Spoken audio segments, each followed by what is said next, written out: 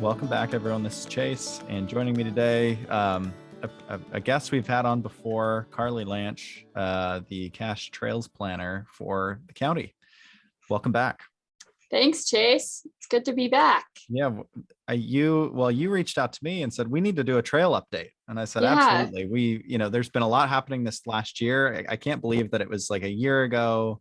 I don't remember what month we did our first interview, but in the year that you've been in this role of Trails Planner, there's been so much happening, and it deserves to be recognized, and it deserves an update. So it's good to have you back on. Lots going on, and a lot of things kind of coming to culmination from years past too, because a lot of these projects take a lot of time to mature. So it's been fun to see past momentum kind of come to a head, and then get some steam rolling for other projects. Right. Well, on that note, how is that working in a position where like some of the projects that you're working on are years, that it takes years to develop them? How is that? How's that been for you? Yeah, it's different for every project. We just had a ribbon cutting earlier this year for the Murray Farm Trailhead. Mm-hmm. And that was in the works for almost 15 years is what I've been told. Wow. Just from the inception of the, wanting public access, and then the opportunity for the Murray family to be able to sell their property to the Forest Service, and through, the grant that had to be acquired from the Forest Service to be able to purchase the property, and then building a trailhead took a while. Actually, I think that probably when you got down to it, the construction actually probably took less time than everything leading up to it, because that just took a couple of months of our county roads department did that one, and they built it. So kind of different for every project. Yeah, you have to be a patient person in this type of position. I imagine it's probably easy to get impatient with, wanting a project to move forward, and there's so many stakeholders involved. We talked about that, I feel like in the previous episode, like you're having to wrangle so many different people and organizations, entities, and getting everyone on the same page and bought into a project. So it's fun to talk about some of these projects that are actually happening or have happened this last year. But I thought it would be helpful to at least mention, like, we saw each other at the Utah Outdoor Recreation Summit that was here in Logan for the first time ever.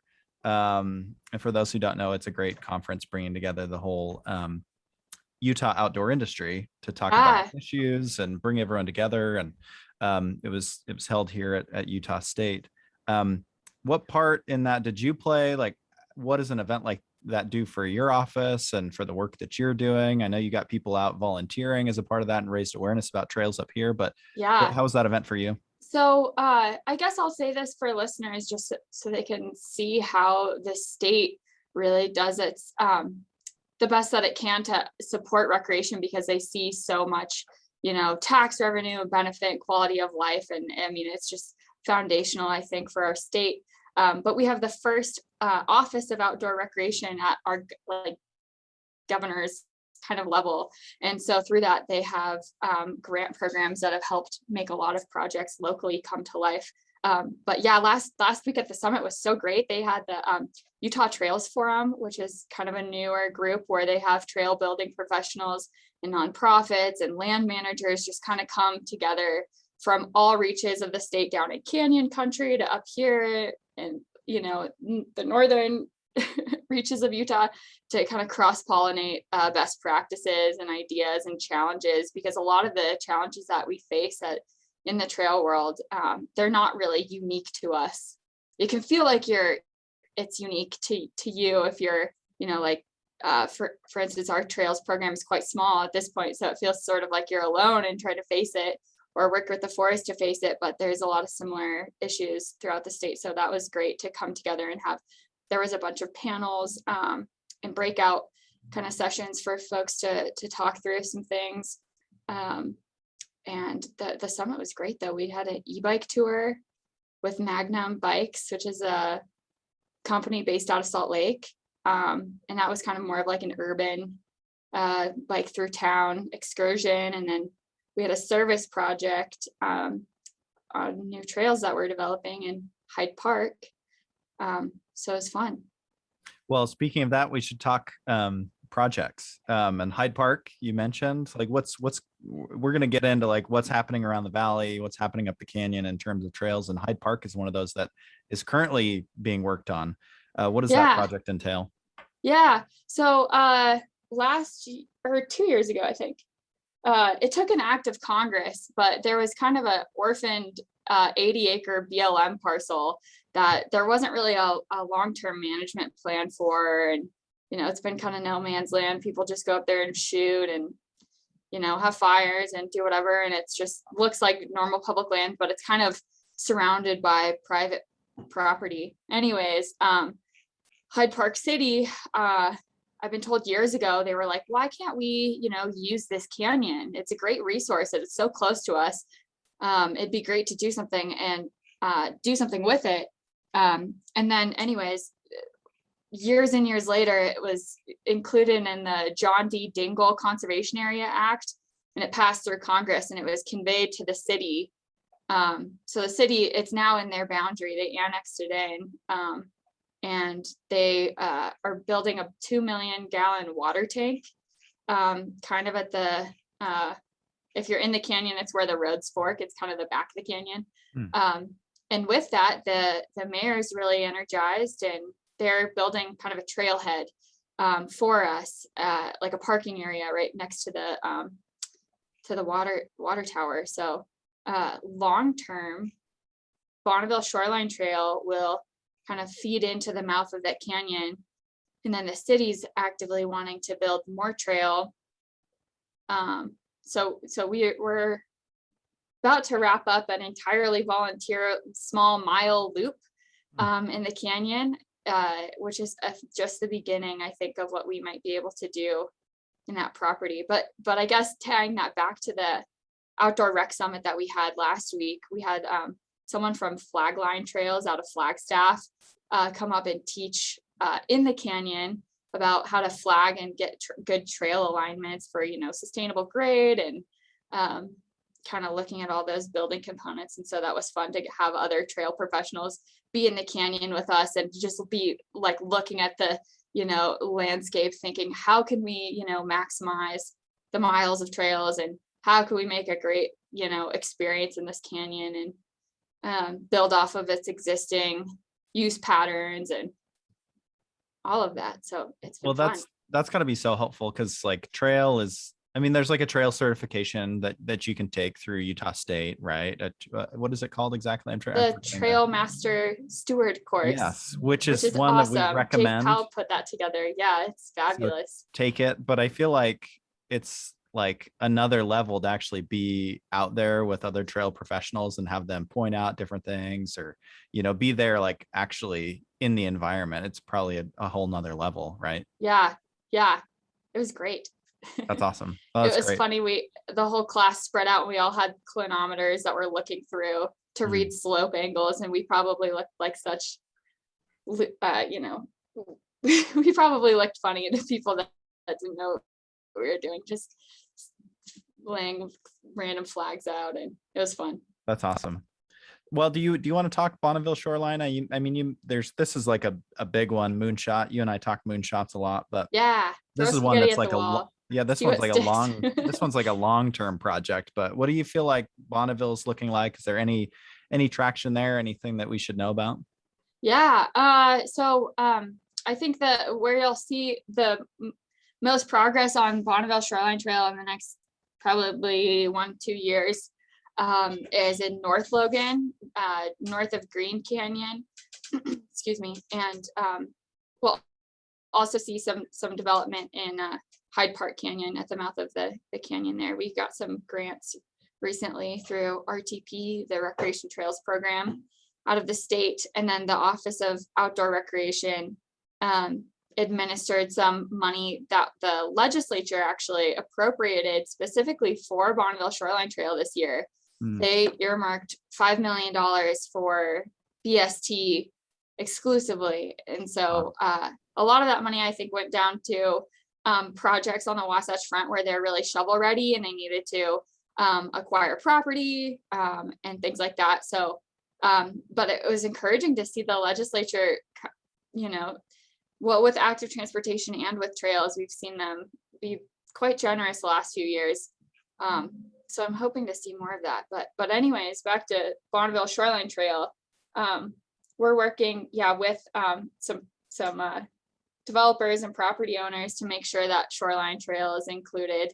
In the Hyde Park and North Logan area, there's still some property that will be blocking where the trails will connect, but that's the nature of Bonneville Shoreline Trails and other, long regional trails. They're very piecemealed in how they come together with property and development that comes in or not comes in, they all have different timelines. So, right, sure. But that's where we're focusing our efforts. Do you feel like there's traction being made kind of on the shoreline area because of development, because people are starting to live up there, so they want a trail up there, or is that motivating some of this, you feel like? Or I think that the trails, when development comes in, I think, there's been market studies that have shown that your property value increases when you have access to close to home recreation opportunities. Bonneville Shoreline Trail, I mean, if you go and knock on most people's doors, I think most people are amenable and like that the trail's there, and then others, do not want that in their backyard. So it's kind of a mixed bag, but when a lot of the land sort of changes what it's historically been used for, from grazing or whatever agricultural use there might have been to development and housing, that's typically when you'll see the turnover and to solidifying the easements for trails. There are trails that exist kind of where we want the Bonneville Shoreline Trail, but they're not legal and protected through easements and on paper and things like that. So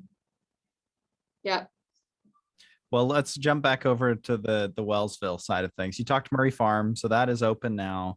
The other big I guess big issue in that area is Wayne's Loop, and I feel like that's a trail name that probably more people know the name of that trail now than they did a year ago or 2 years ago. What's the saga of Wayne's Loop, and what kind of where's it at right now? Yeah, that one's been a sore spot for everyone this year. For, I guess, context for listeners, I think most people know locally Wayne's Loop and Deep Canyon, and it's a 3-mile non-motorized loop, and it's kind of flowy and fun, and people love it, but the access to it is not ideal. It's very restricted. The road getting to the trailhead can be quite dangerous, actually, when after it rains and you've got a lot of vehicles coming down, and it's easy to lose traction. And anyways, it's on Mendon city owned property, and the city council made the decision to close the trail because of dust being kicked up off the road and impacting people's crops. And just kind of complaints, and it's not really safe at this point.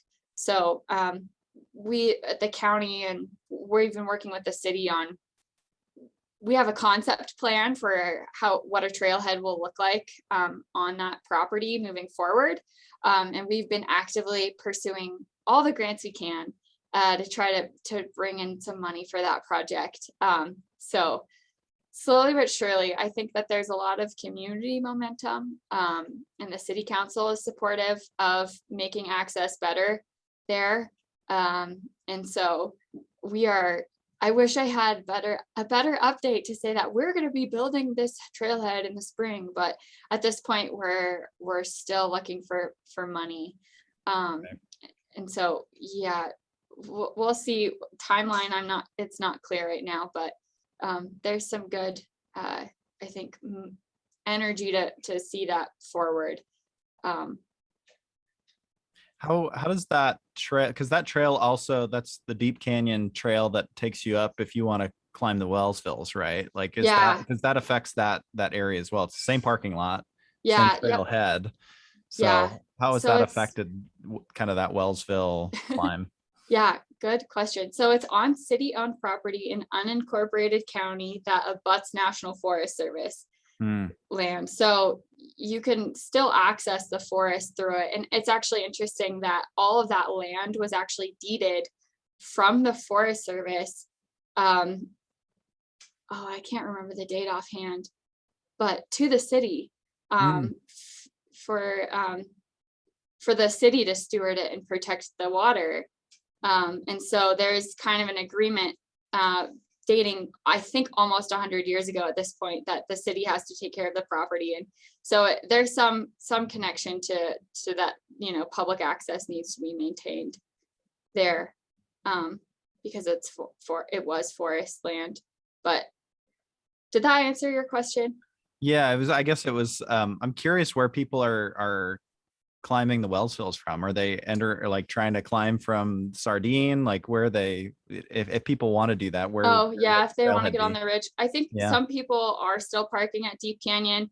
The trail itself is closed, Mhm. to my more recent knowledge, but yeah, the city wanted to just dissuade folks from getting up there because the access is so touchy. And but you could get up there through Deep, but I think most people are going down to Murray Farm, Okay. because you can go up either narrow or wide canyons and hook up into Rattlesnake and onto the ridge line Oh, gotcha. too. Okay. So Well, yeah, and then that's Rattlesnake good. too down in Sardine. Yeah, so that's good timing for Murray Farm to open, right? Well, Yeah. everything with Wayne's gets kind of Yeah. hopefully figured out. So there's a good alternative, at Uh-huh. least for now.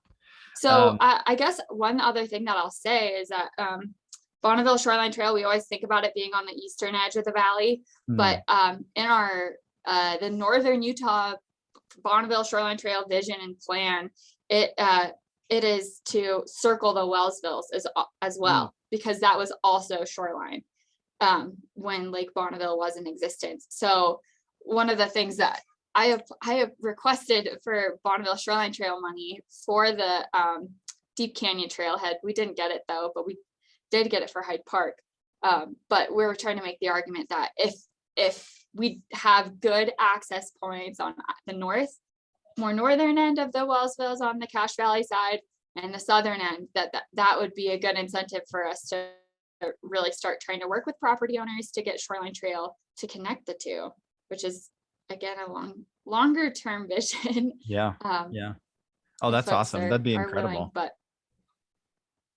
How do you balance like short-term projects and long-term projects? Because like you need those short-term ones so that you can like feel that win, right? And like feel yeah, good about like cutting that ribbon. But you also have to have these longer-term ones to like really move things forward and they make big impact, right? Not that the yeah, smaller projects aren't big impact, but like how do you balance like the amount of big projects you're working on versus smaller term, shorter term yeah, good projects? question. I think a lot of the short term stuff is what people see and what people, get excited about. And so when you have a little bit of that energy, like with our Hyde Park Loop Trail, that's really motivating and fun. But even when, you have to do a bunch before you can dig a trail legally. And I guess you can I find satisfaction in doing some of that fun volunteer stuff, like going to bag invasive species off a trail and Mhm. doing occasional volunteer stuff to just kind of bring you into the present of like, this is what's happening on the trails right now. Even when, you're thinking and working behind a computer most of the time to work towards a longer term vision. I think that helps me stay motivated. Right. Yeah. No, But that's awesome. Well, I want to ask about feasibility studies. You mentioned that there's a lot of movement there. Before we talk about one of the biggest successes that's happened recently. So yeah, what do you have in terms of like feasibility studies? That's not something that's like on my radar, but it's probably a big part of your world, right? You're always yeah, doing some type of study. yeah. Thanks for asking. We have two studies. Well, one just wrapped up. We're looking at doing a shared use path, so like an asphalt trail, to connect between Paradise or Hiram to Paradise, Hmm. in the SR 165 corridor. And then we were looking at how to get a shared use path between Smithfield and Richmond. So way on the north end of Cache Valley. So yeah, we're kind of looking at that north end and that south end, how we can make connections between the communities. We just finished that study earlier this year. We had great consultant teams working on that. And it, I was intimidated by the price tag that they said that those trails might cost. But it was good for us we have to do those sort of studies so that we can rule out, where we should be putting time and energy and work and investment and targeting grants to make things come to life. But I was really excited by the Smithfield to Richmond section. It would have to be grade separated from the travel lanes for all the cars, just for their safety protocol, which ups the price tag quite a bit. But it seems like there's been positive movement for where some of those dollars for active transportation are coming from that we could use to build that. So anyways, I'm excited about that. And then another study that we're working on, it's called a first and last mile study, which is urban planner sort of jargon for looking at transit and figuring out what that first mile that you do to get to the transit stop and that last mile, what you do to get back home or to your destination from the transit route, what that looks like. So we're looking at, we did a transit propensity and accessibility analysis to look at where there's likely a demand for ridership and where there are gaps in sidewalk networks and stuff like that. So we're trying to basically help coach the cities that are in CVTD, in CVTD's service area so that we can encourage them to start filling in sidewalk gaps within proximity to transit stops, and trying to kind of beautify some of the existing transit stops and make them more accessible for folks that use mobility devices to get around and things like that. And where we can have more bike storage too, so people can ride to hop on transit, and where we can locate those throughout the service area. So that's been a fun partnership with CVTD that we've been working on. But that's it for studies right now. That's awesome. I know that densification has been a big point of conversation and contention for some, especially in Logan, right? And downtown. I was in an email thread with my neighborhood council, and there's conversations about some potential apartments coming in and denser housing, and there's back and forth and a lot of feelings being shared. But I'm curious how much you get involved in that when there's a proposal for a new large development in town. Are you there as well to say, no, this is great, we want people to be more in a walkable distance, but we want to make sure that the developer also puts in some of these other essential pieces like storage and contributes that way, because it's not enough to just densify. There's all this infrastructure that has to come with it. Yeah. How much are you involved in that? I'm really not too involved. That's more so the boots on the ground with those discussions with developers and the public and the planning commissions really falls to the city planning staff. So they'll be the folks that typically know what the city's requirements are for bike parking or sidewalks, and checking to make that sure that those development reviews, when they come through before you can move forward with them, that they have all of those elements. So with our county's program is sort of unique because we work to help encourage good development. If something's coming in where we could have shoreline trail, we want to have our eye on that to help the city know that they, what tools they might have to make sure that those easements are in place. So it kind of depends on the project, but usually I'm kind of a step or two removed from that. But. Right. No, that's great. Well, that brings me to the underpass, which I feel like is a Yeah. huge project, a long time coming, I imagine. Involves some very big entities, including UDOT, but the underpass under Highway 89 Main Street is really interesting and really exciting to see that that's like actually going to move forward. So Yeah. do you mind sharing, like setting the stage for that? Because it's part of like a much bigger project, but yeah, Logan City deserves lots of kudos on that one. One of their engineers on staff put that proposal together for UDOT, and anyways, it was on it was the number one recommended project throughout all of the state for this active transportation money. wow. So it ranked really, really well. And I think that people have been, dreaming up and nudging for that project for years. So it's kind of just a culmination of all of that. But yeah, that'll be where at 600 South, where the Logan River crosses Main Street. And there's some good renderings of it online that you can look at, but that'll be awesome, and it'll connect seamlessly into the rest of the Logan River Trail that's already installed down by Rendezvous Park and out to Trapper Park, and eventually on, we'll go north from there. So it's really exciting. It's just a key linkage in the system. So it seems like so much of your life is just like finding these like linkages and connections. And like when that's got to be so satisfying, like when you make that connection, because you've got existing trail on the west side, an existing trail on the east side, but they're not connected. And that moment that you connect them, like that's where, I don't know, I'm excited to see that flow of people from like west to east. Like, oh yeah, because I feel like a lot of people, dynamic of that whole area, the way that people move. Vehicles are set, they're going north south right there.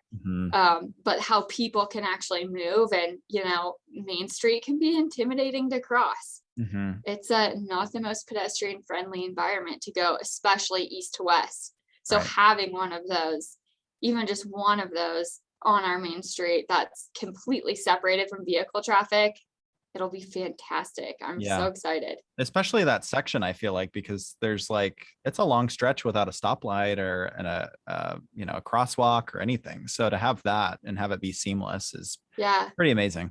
They did some good improvements at the Y intersection, I think years ago. It's kind of funny. I lived here, I think it was 8 years ago now, 7 or 8 years ago. And Logan didn't have any roundabouts. And the whole south end of Main Street was different. So coming back just over a year ago and seeing all those changes in such a short time, I can't remember if we talked about that in the first time we were on. I don't think that so. Was kind of, it was interesting to see a place change so much in such a short period of time. And then, I mean, you go in the canyon and things are the exact same. And on campus, things changed a little bit, but you've got the bones of what's always been there. So it's kind of interesting how to see how the place shifts and grows. Totally. Well, I know that this underpass project, I mean, that coincides with this whole Blue Trail master plan that I think we touched on last time as well. And what did we miss? Like, what were any other, I mean, this is a lot of successes in a short amount of time, but did we miss anything? Yeah, we got a grant through the Boater Access Fund to do engineering kind of design work for carry and watercraft ramps onto the Logan. So that's exciting, just kind of inching us closer to a blue trail, which for folks that don't know what a blue trail is, it's basically an aquatic trail. So people often think of, terrestrial, you're on dirt, you're on pavement if you are thinking in urban systems, but this is just a blue trail for folks to be able to paddleboard, kayak, and have some good access points and clear and easy to find access points on the Logan River, just to kind of elevate it as a community benefit. Right. That's awesome. That's great. Anything else? I don't want to miss anything. We got to give you credit here. We'll probably end the call and I'll be like, oh, dang it, I should have brought this up. Well, if you think of anything, we can always do a part 3. But I guess I guess at this point, how can people get involved in the work that you do? I know, like, even today is it today you're working on Hyde Park with volunteers? Yeah, we've got a dig night. Okay. Well, hopefully we got some students headed your way and Yeah, signed up reaching out. But thanks for how sharing that with yeah, of folks. course. How are other ways for people to get involved? I know we've talked about adopting trails and Yeah, businesses and people can can do that, adopt trails. There's always volunteer nights. There's counting. Like I know that I've gone and yeah, our counted pedestrian counts. pedestrians. That's always fun. Yeah, What would you recommend and how can people get involved? yeah.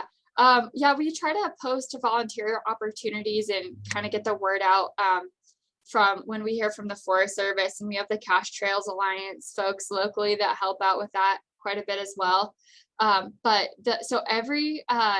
the Forest Service has an Adopt a Trail program, and so we've been trying to help kind of spread information about that so people can sign up and go take care of our trails. And report what they do. I think that's been I guess I'll talk about our volunteer dashboard that we made, because that's been an exciting win for us. It's kind of, we'll kind of change it as we go forward to make sure that it's, operating well for the forest and for us. But basically we created an online platform so that people can report volunteer work, and then also trail conditions that they see on the ground. And then it'll notify the forest, and it tracks all the hours. So every volunteer hour that someone spends out on the ground, even if you just walk a trail to assess how it is, we can count that as an hour. And an hour as of June 2021 equates to $28.54. So through what we've been able to track this year, I think we're close to $18,000 of volunteer time. And that's just on Forest Service trails. Wow. So this is not including all the work that we've been doing with volunteers in Hyde Park. But we, you got to sign up and go through made sure the paperwork is all online this year, which was new, so that you can just sign up to adopt a trail. And we do a kickoff party in the spring, so you can sign up for your trail. And then you get out there on your own time. We've got tools that we can lend you. Sometimes if there's like a heavy lift, like on bunch grass, there was a lot of hound's tongue this year. So we helped the adopter go out there and try to, bring other volunteers so we can bag all of it. And hound's tongue is the annoying burrs that you get all over you, or your dog gets all over you when you're out there, and it's nasty, and we don't like that one. So trying to, help the trail in that way. But adopting a trail can be as easy as seeing if there's garbage, picking it up, taking note of what the conditions are, or, dragging a log off the trail and brushing it and trimming vegetation, or doing some tread work even, and putting in some drains. It totally depends on the trail and what it needs. But it's been so cool to see some of the adopters and their work. So we look forward to doing that again next spring and getting people out there to give back to our trails, because there's only, I think our local ranger district, they had like four people on their crew, and they have hundreds of miles of trails to take care of. And, there's bigger projects like reroutes that need to be done because of, excessive erosion and what have you, that takes their priority. But then there's miles and miles that just need stewardship. And so volunteers, really, we lean on them quite heavily at this point in our, and the forest does too, to help take care of everything. So adopt a trail. Okay. Well, how's the best way to do that? Can you send me the link and I'll include that in the description of this? I imagine that's helpful for you too, to like translate those volunteer hours into dollars, because you probably use that in grants and as matches and in kind and all that kind of stuff too. It probably goes a lot further than just the work that you do on the trail. It could translate into grant money that comes back. Absolutely. Right? Yeah. Thanks for highlighting that. That's a key point in tracking the hours. And so we have a dashboard where you can go and report your hours or what you're seeing on the trail. But basically that will display how many hours people are doing on each trail. So like Willow Creek, you can look at it, there's like 30 hours, and Smithfield, there's like 90 something hours. And so it shows the tally of how many hours and then how much money that equates to. So try to incentivize people by, not only are you getting out there just to do good work and take care of the trails that, you know, give our community so much solace and peace and health, but we can, if we do things right, we can turn that money, we can leverage that. Right, for sure. Leverage that time as money. And, it really amplifies your impact. Yeah. It totally amplifies it. That's awesome. Yeah, if you can send me links to the dashboard and all that, then would we'll love get it out to to everybody. Thanks. Other ways to stay in touch or reach out or get connected with the work that you're doing. Another thing to highlight, I feel like you've done a great job of just showcasing like what's happening in trails, like on social media. I feel connected to what's going on because you're always pushing out like, oh, this is a project that we're working on, or this is something that's happening. Like you've been very out there in that way. So social is a good way to stay connected with what's happening. Yeah, we're the Trails Cache is what our program is called. So follow along and get involved. If you students have been really awesome resource, and I feel really lucky that we're in the same place as USU. Occasionally folks will reach out and be like, hey, I have X amount of hours to put into a project, or like, is there a tie into a capstone and things like that. And love working with students. There's so much work that can be done. We had students actually create like the framework for our dashboard, the volunteer reporting system that I was talking about, as an actual potential native like phone app. And so they built that out for us, and we're trying to weigh, pros and cons of how much it'll cost to maintain it, or if we want to keep doing the system that we have. But anyways, that was huge for us to just even be able to see it and explore that option. And that was because of student work. So that's awesome. Well, we'll try to keep getting students involved on our side for sure. Awesome. Thanks. Okay. Yeah, of course. Well, thank you for all you do. Thanks for coming on to do another update. Thanks for reaching out to suggest it. So hopefully, well, I'm sure that we'll do another one as more of these projects get going or get completed. Yeah. So reach out anytime you've got anything that you want to share, and let's do another one. Sounds good. Thanks, Chase. Yeah, of course. Thanks, Carly.